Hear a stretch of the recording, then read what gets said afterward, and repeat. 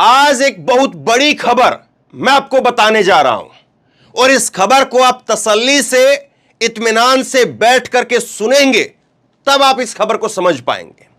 और जब आप इस खबर को सुनेंगे, समझेंगे, तो उसके बाद में अपना समय निकाल करके 5-10 मिनट का अपना समय निकालिए और समय निकाल करके तमाम अपने दोस्तों को, लोगों को, अपने चाहने वालों को, सबको एक खबर भेजिए, ताकि लोगों को पता चले कि देश में क्या दिखाया जा रहा है और हकीकत में क्या हो रहा है। 2 बड़ी खबरें मैं आपको बताने वाला हूं और यह खबर कोई मैं अपनी तरफ से नहीं बता रहा हूं। आज के भास्कर अखबार के अंदर पहले पन्ने के ऊपर खबर छपी है। 34 साल के अंदर सबसे ज्यादा नीचे घरेलू बचत, हमारे जो आपके और हमारे घरों में जो बचत होती है कुछ पैसे की, किसी के घर में चाहे 1000 की हो, चाहे 10,000 की हो, चाहे लाख की हो, 50,000 की हो, जिसके घर में जो भी बचत होती है वो 34 साल में सबसे ज्यादा नीचे चली गई है। और दूसरा, जो मोदी कहते हैं ना डंका पीट पीट करके कि दुनिया में नाम रोशन कर दिया है, दुनिया में विश्व गुरु बन गए हैं, ये हो गया है, वो हो गया है, तो साहब ये हुआ है मोदी के राज में कि भारत महंगाई के अंदर पिछले 10 साल के अंदर जो है वो तीसरे नंबर पर आ गया है। महंगाई में हम पूरी दुनिया में हम तीसरे नंबर पर हैं इस वक्त में। और ये पुरानी खबर नहीं बता रहा हूं, पुरानी रिपोर्ट नहीं बता रहा हूं, आज की जो रिपोर्ट आई है वो मैं आपको बता रहा हूं। आज की जो खबर है वो मैं आपको बता रहा हूं। भारत ने महंगाई के अंदर अमेरिका को और ब्रिटेन, जर्मनी, फ्रांस, इन तमाम विकसित देशों को पछाड़ दिया है। अब हमसे आगे केवल 2 देश हैं महंगाई के अंदर, ब्राजील और तुर्की। 2 देश ऐसे हैं जो हमसे आगे हैं, वरना महंगाई के अंदर हम इस वक्त में तीसरे नंबर पर आ गए हैं, तीसरे नंबर पर। और मैं आपको इसी खबर में आगे बताऊंगा कि जो लोग कहते हैं कि महंगाई इसलिए है कि ये मुसलमान जो है वो 10-10 बच्चे पैदा करते हैं, ये फलां ये करते हैं, वो करते हैं, क्योंकि उनके पास में हर चीज का एक ही जवाब है, मुसलमान है, मुसलमान है, मुसलमान है, बस कि जनसंख्या कंट्रोल कर दो, महंगाई कंट्रोल हो जाएगी।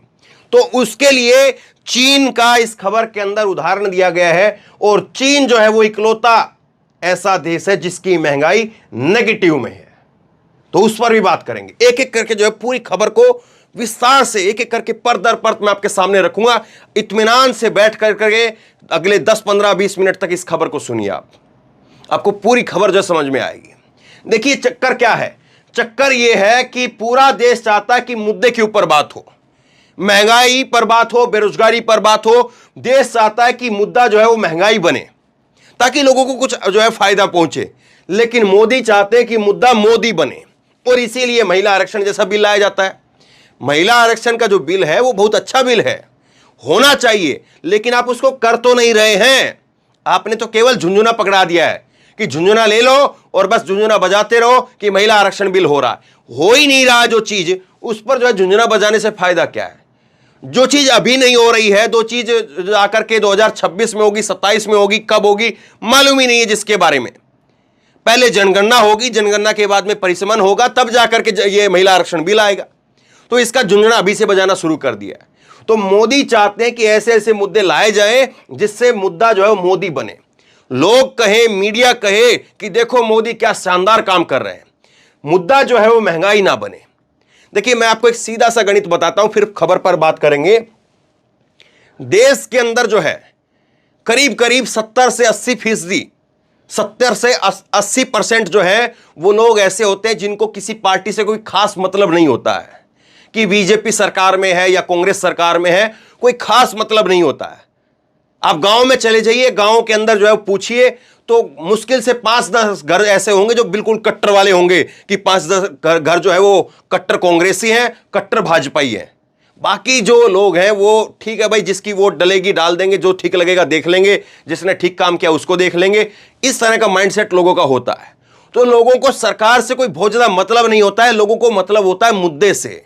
मुद्दा यह रहता है कि किस सरकार ने कितना काम किया, किस सरकार में कितना काम हुआ है, किस सरकार के अंदर महंगाई बेरोजगारी पर कितना कंट्रोल हुआ है। लेकिन अब इस पर बात ही नहीं होती है साहब। अब खबर जरा देखिए और विस्तार से देखिए, डिटेल में समझेंगे तब आपको चीजें जो है समझ में आएंगी। और इनको थोड़ा मैं छोटा कर देता हूं क्योंकि यह कोई मुद्दा है नहीं, लेकिन बेफिजूल का मुद्दा बना दिया जाता है। खैर अब देखिए जरा खबर देखिए। खबर क्या कहती है उस बात को देखिए। घरेलू बचत जो है वो 34 साल में सबसे नीचे पहुंच गई है। और इससे भी ज्यादा हैरानी की बात सुनिए, देनदारी आजादी के बाद में दूसरी बार सबसे ज्यादा है। थोड़ा सा ये इसमें आंकड़े वगैरह हैं, मैं कोशिश करूंगा कि आपको आसान भाषा में समझा पाऊं, आप बोरियत ना फील करें और आपको समझ में आए बातें।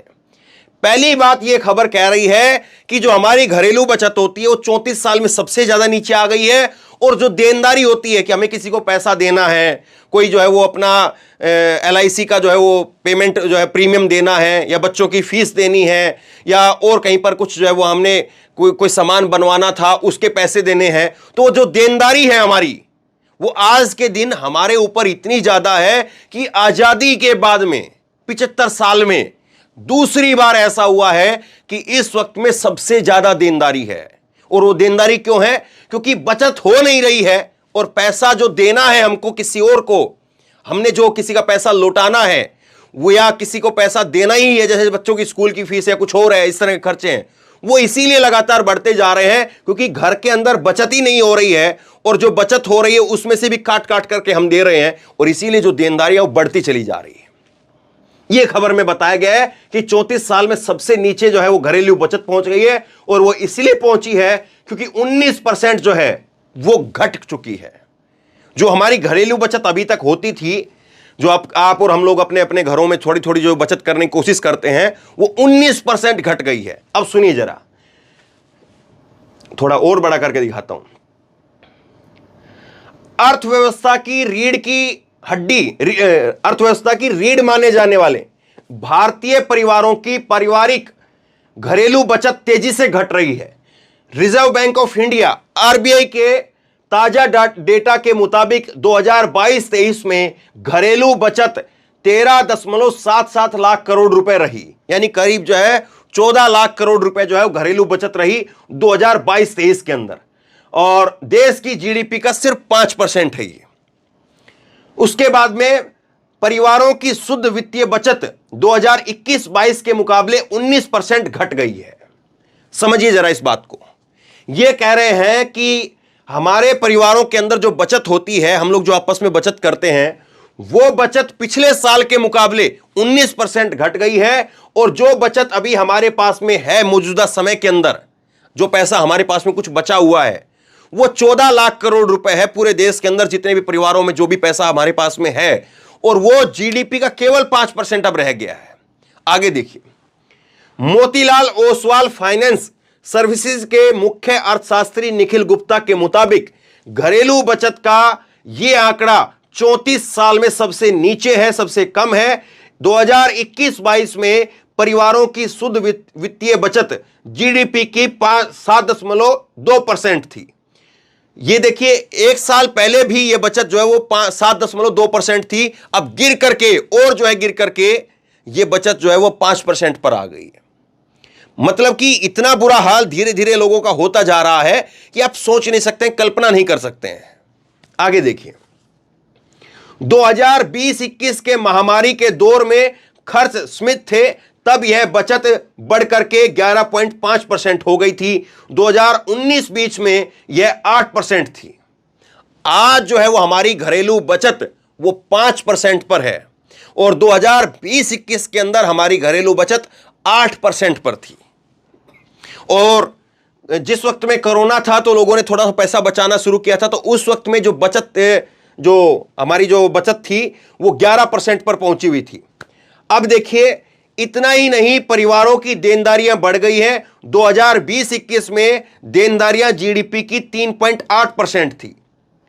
ये जरा समझेंगे तब तो आपको समझ में आएगा कि इस वक्त जो है वो हमारी जो खर्चा है वो बढ़ रहा है और देनदारियां जो है वो बढ़ रही है और बचत जो है वो घट रही है। ये कुल मिलाकर की बात है। 2020-21 के अंदर देनदारियां जो थी वो 3.8% थी और 2022-23 में 5.8% अब ये हो गई है। आजादी के बाद GDP के मुकाबले पारिवारिक देनदारियों का ये दूसरा सबसे बड़ा आंकड़ा है। घरेलू बचत घटने की वजह एक साल में सबसे ज्यादा ये जो देनदारियां बढ़ी हैं उसकी वजह से ये हुआ है। तो ये कह रहा है इसके बाद में मैं आपको एक चीज और दिखाता हूं, जरा इसको भी देखेंगे तो समझ में आएगा और थोड़ा अच्छे से, कि बैंक डिपॉजिट, जो हमारे बैंक डिपॉजिट होते हैं, उस बैंक डिपॉजिट को भी लोग अब जो है वो काट करके खाने लगे हैं।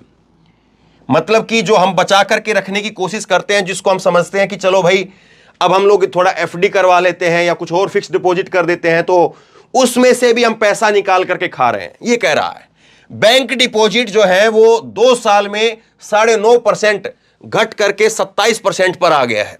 रिजर्व बैंक के मुताबिक पारिवारिक वित्तीय संपत्ति 2020-21 के मुकाबले सिर्फ 14% बढ़ी है, जबकि पीपीएफ जैसी बचत और निवेश में 2021-22 के मुकाबले गिरावट रही है। पीपीएफ होता है ना, जो कर्मचारी होते हैं उनका जमा होता है पीपीएफ, प्राइवेट फंड, वो पैसा भी लोग निकाल रहे हैं। जबकि वो पैसा कब निकालते हैं मालूम है?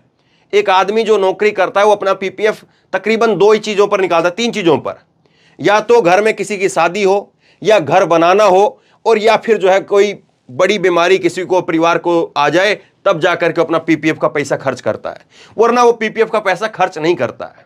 देखिए साहब क्या हालत हो रही है। आज ऐसा वक्त आ गया है कि लोग अपना जो है वो पीपीएफ का पैसा निकलवाने के लिए मजबूर हो गए हैं। अब जाहिर सी बात है, सारे देश में सबकी जो बेटियां हैं या और जो बेटों की शादी होनी है वो एक साथ तो नहीं हो रही है, वो तो सब एक सर्कल जो है चलता रहता है, सभी उसी के अनुसार शादियां होती हैं। और सब ने ऐसा तो नहीं कि एकदम पूरा देश जो है मकान बनाने में लग गया है।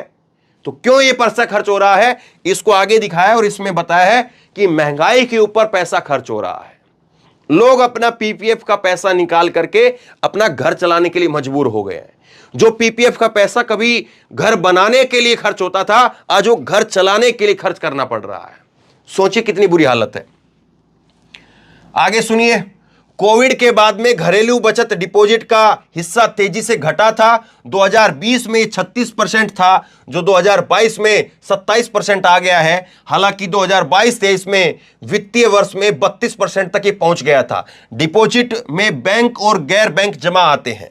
अब सुनिए, बैंक जो है वो 54% ज्यादा लोन दे रहा है, क्योंकि अब लोगों के पास में देनदारी ज्यादा हो रही है, लोगों को पैसा ही पैसा देना है, वो भी मांग रहा है, वो भी मांग रहा है, वो भी मांग रहा है, पैसा खुद के पास में है नहीं, तो फिर पैसा कहां से आएगा? बैंक से लोन लेकर के आएगा। और इसीलिए बैंकों ने 54% ज्यादा लोन दिए हैं। आरबीआई डेटा के मुताबिक 2022-23 के कमर्शियल बैंकों ने 54% ज्यादा लोन दिया है। हालांकि जीडीपी के लिहाज से कई तरह की गिरावट भी हुई है। जैसे 2022-23 में परिवारों की फाइनेंशियल एसेट्स घट करके जीडीपी का 10.9% हो गई। 2020-21 में 21-22 में ये आंकड़ा 11% था। अब ये बचत कहां पर खर्च हो रही है? पूरा गेम यहां पर है। अब बचत कहां पर खर्च हो रही है? आखिर बचत कहां खर्च हो रही है, इस बात को समझिए। जीडीपी के मुकाबले 2022-23 की घरेलू बचत 5.1% बची है, जो कोविड से पहले के साल से भी कम है।